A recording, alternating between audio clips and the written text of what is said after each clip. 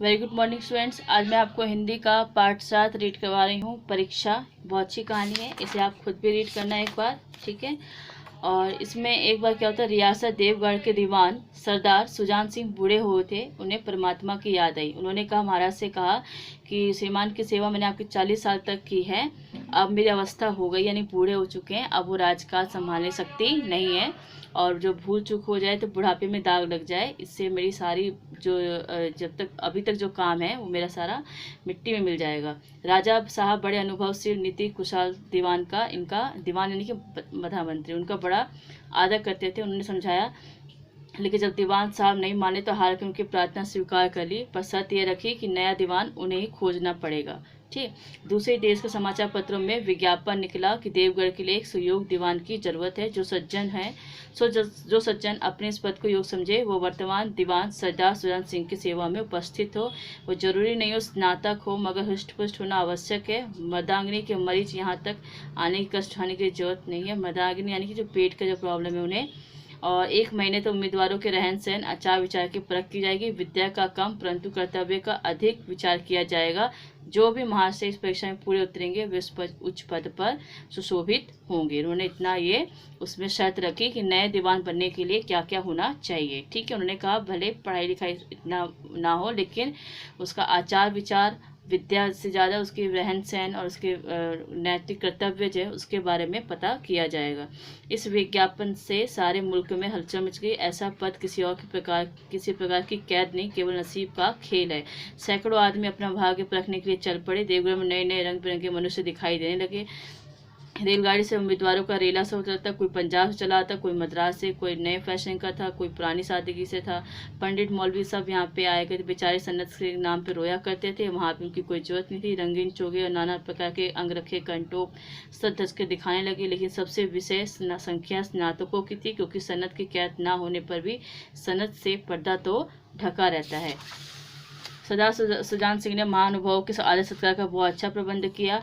लोग अपने अपने कमरे में बैठे थे। रोजेदार मुसलमानों की तरह महीनों में दिन गिना करते थे। प्रत्येक व्यक्ति अपने जीवन की अपनी बुद्धि के अनुसार अच्छे रूप से दिखने की कोशिश करता। मिस्टर और 9 बजे दिन तक सोया करते थे। आजकल बगीचे में टहलते हुए उषा।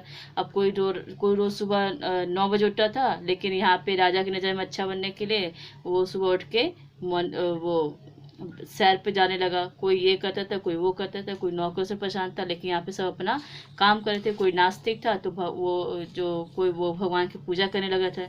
ऐसे सब जो है अपने आप को उनकी नज़र में दिखाया करते थे अच्छा। लेकिन मनुष्यों का वो बुरा जोड़ी आड़ में बैठा हुआ था कि इन बगलों में हंस कहाँ छिपा है। पर ये भी समझता था कि ये सब अभी दिखावा कर रहे हैं, पर असली कौन है इन्हें पता करना है। एक दिन फैशन वालों की सूझी, आपस में हॉकी का खेल हो जाए। यह प्रस्ताव हॉकी में निपुण खिलाड़ियों ने पेश किया। यह भी तो आखिर एक विद्या है, इसे क्यों छिपा कर रखे। संभव हो गया कुछ हाथों की सफाई कर जाए, इसलिए तय हो गया। फील्ड बन गया, खेल शुरू हुआ। गेंद किसी तरह दफ्तर में अपने ठोके खाने लगी। रियासत देवगढ़ में खेल बिल्कुल निराली थी। पढ़े लिखे भूले माने शतरंज ताश जैसे गंभीर खेलते थे। दौड़ कूद से बच्चे को खेल समझते थे। खेल बड़े उत्साह से बढ़ता। धावे के लोग जब गेंद को इधर उधर तेजी से उमड़ते हैं, जान पड़ता है कोई लहर बढ़ती चली आती, लेकिन दूसरे खिलाड़ी बढ़ती हुई लहर को रोक लेते थे, मानो लोहे की दीवार हो। संध्या तक धूमधाम रही। लोग पसीने तर हो गए। खून की गर्मी आंखों के चेहरे से झुलक रही थी। हफ्ते हफ्ते बेदम हो गए, लेकिन हार जीत का निर्णय नहीं हो सका। अंधेरा हो गया। इस मैदान को जरा दूर हटकर एक नाला था।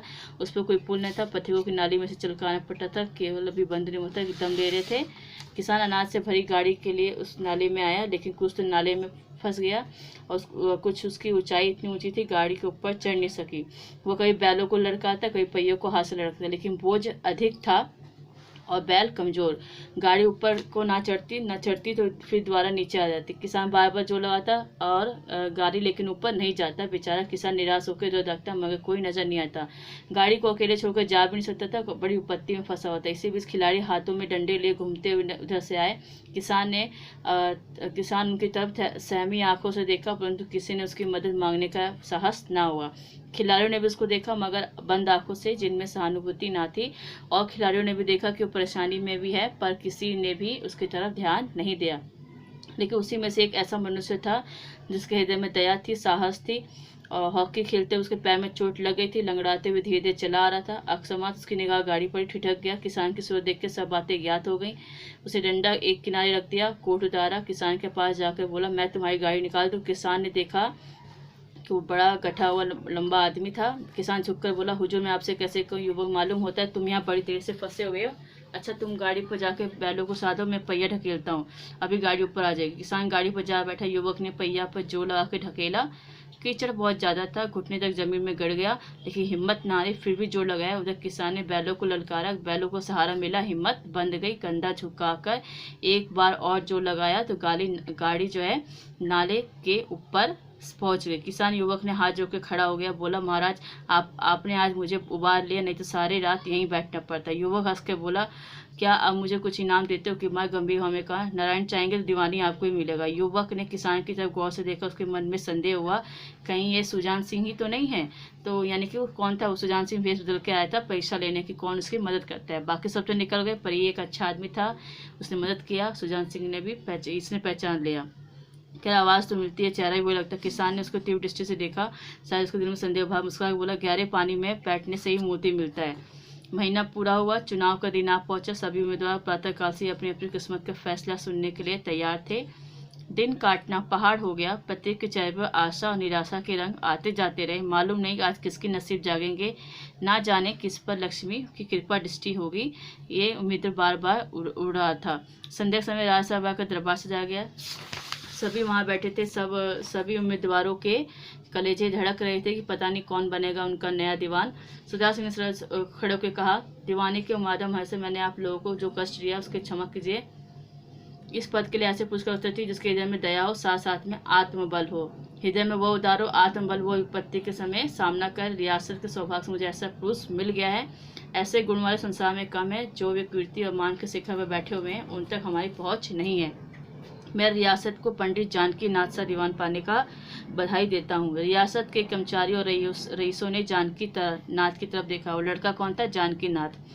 उम्मीदवार दल की आंखें इधर उधर उठी, मगर आंखों सत्कारनी उन आंखों में ईर्ष्या थी। सब लोग उसे जलने लगे। सरदार साहब ने फिर समझाया, आप लोगों को स्वीकार करने कोई आपत्ति नहीं होगी। जो पुरुष स्वयं जख्मी होकर भी एक गरीब किसान की भरी गाड़ी को दर्जों से निकाल के नाले के ऊपर चढ़ा दे, उसके हृदय में साहस, आत्मबल और उदारता है। ऐसे आदमी गरीबों को कभी सताएगा नहीं। संकल्प दृढ़ है, चित्त को स्थिर रखेगा। वह चाहे धोखा खा जाए, परंतु दया धर्म से कभी नहीं हटेगा। ठीक है, ये अच्छी कहानी थी, इसे पढ़ लेना और होमवर्क में 1 मिनट कर लेना कॉपी में। ओके, नेक्स्ट वीडियो में क्वेश्चन आंसर करेंगे।